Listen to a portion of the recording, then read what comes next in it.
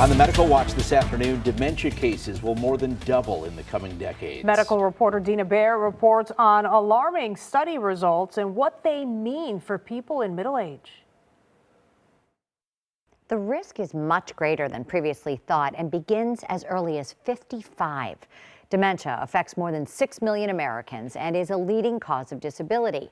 Now, new research suggests earlier estimates of the number of people who will be robbed of their memory and mind were way off the mark. There's already an enormous amount of people with dementia, and there's going to be a lot more. As the country's largest population ages, doctors say they now have a better understanding of the math. In this study, it showed a twofold increase in white Americans developing dementia, and with Black Americans, there's a threefold increase.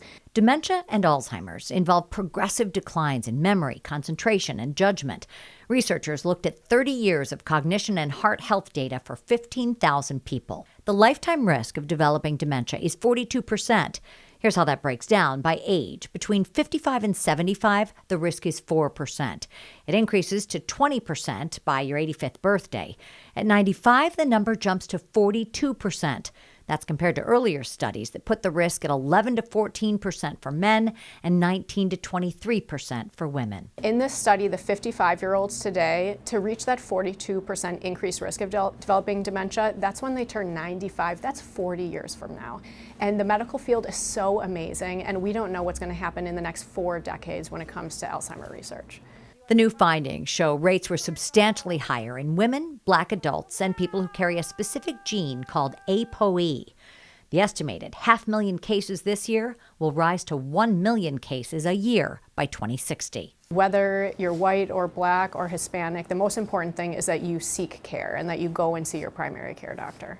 While the nation's aging population helps explain the significant increase, there are other known risk factors. So we're talking now about things like high blood pressure, things like diabetes. These are known to significantly increase the risk of dementia. Diet plays a critical role. What's good for your heart is good for the brain. Fruits and vegetables, lean meats, and exercise. Because we need that good oxygenated blood getting up to our brain just like we need it for our heart. So there's something that we can do about this. The economic burden of dementia is something the U.S. government is planning for, with programs already in place to address the huge public health challenge. I think we're preparing for it, but if the question is whether we are prepared, I would say we're not there yet, and there's still a lot more that needs to be done.